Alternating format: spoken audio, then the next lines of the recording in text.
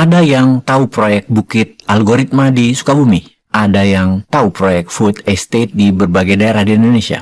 Proyek Bukit Algoritma ternyata mangkrak pembangunannya sejak groundbreaking 2 tahun yang lalu yang berpotensi membebani keuangan negara meskipun diklaim awalnya tidak menggunakan APBN. Pembangunan Bukit Algoritma terletak di Kecamatan Cikidang, Sukabumi yang melibatkan badan usaha milik negara dalam proyek tersebut. Ternyata proyek ini bisa menyeret keuangan negara karena mangkrak dan merugi. Impian awalnya, Bukit Algoritma dibangun untuk menjadi Silicon Valley-nya Indonesia. Sebuah cita-cita mulia. Mungkin ingin memindahkan pabrik Apple atau Microsoft ke sana, atau giant tech lainnya akan dipindahkan ke sana. Tapi kenyataan jadi lain. Proyek Bukit Algoritma ini menjadi salah satu proyek bermasalah seperti proyek bermasalah lainnya. LRT-nya Palembang, Bandara Kertajati, proyek food estate di banyak wilayah, dan lain-lain. Awalnya seperti tidak menggunakan anggaran dari negara, namun karena proyek akhirnya bermasalah, ya APBN juga masuk ke sana. Negara terpaksa menyuntik modal kepada BUMN atau perusahaan-perusahaan yang belum menyelesaikan proyek tersebut.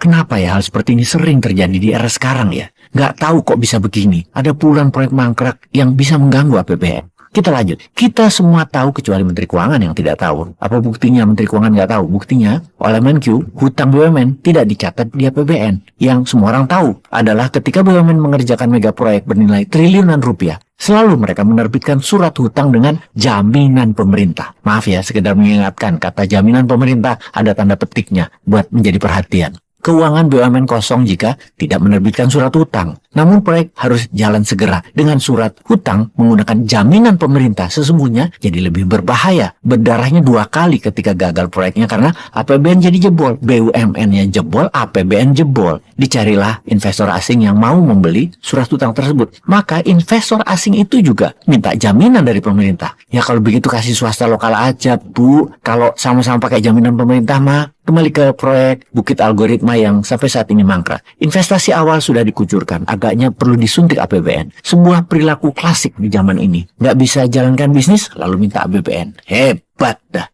Kayaknya kita masyarakat Wakanda harus mengakui berbagai proyek mangkrak yang terjadi dalam era ini dikarenakan buruknya perencanaan. Proyek tidak didukung dengan studi kelayakan atau feasibility studies yang dilakukan secara profesional, yang benar dan sesuai dengan kebutuhan negara. Semuanya jadi terkesan hanya pencitraan, tapi bukanlah. Masa pemerintah suka pencitraan? Ya tidaklah. Ini hanya kata-kata dari manusia sakit hati yang mengatakan hal tersebut. Sekarang, baik, kita ke Food Estate sekarang. Food Estate adalah program strategis nasional tahun 2020 sampai 2024. Program pemerintah untuk menjaga ketahanan pangan. Food Estate lagi-lagi diperbincangkan karena dinilai gagal dan menyajikan data tidak valid. Bagaimana nggak heboh, proyek Food Estate ini dituduh sebagai proyek palsu karena data dan laporan perihal produksinya belum pernah pas. Konsep Food Estate secara garis besar merupakan sebuah konsep yang digunakan untuk melakukan pengembangan pangan secara integrasi baik dalam lingkungan pertanian, perkebunan, peternakan pada suatu kawasan tertentu. Food Estate ada sebagai upaya menjadikan lumbung pangan nasional agar pasokan makanan dalam negeri tidak mengalami kekurangan.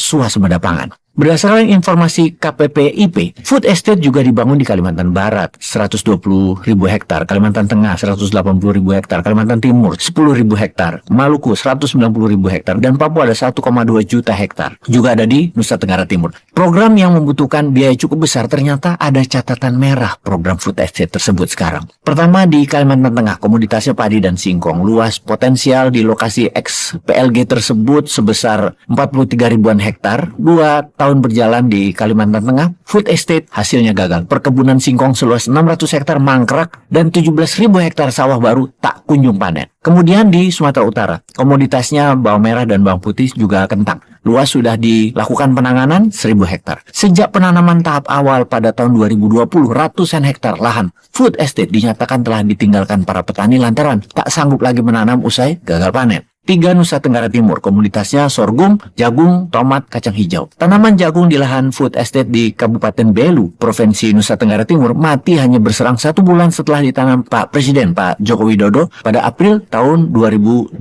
kemarin. Alasannya ialah sistem irigasi sprinkle yang dibangun Kementerian PUPR melalui Satuan Kerja Balai Wilayah Sungai Nusa Tenggara Timur tidak berfungsi dengan baik dan bahkan mubazir. Lantas bagaimana perkembangan food estate jadinya sekarang? Bagaimana perannya dalam hal ketahanan pangan? Kok nggak ada panennya? Kemana hasilnya? Berapa anggarannya? Untuk ini siapa yang bisa menjawab dengan data yang valid? Mohon pencerahan. Jangan sampai APBN lagi yang menanggung. Apa sudah ditanggung APBN? Rakyat juga dong yang terbebani.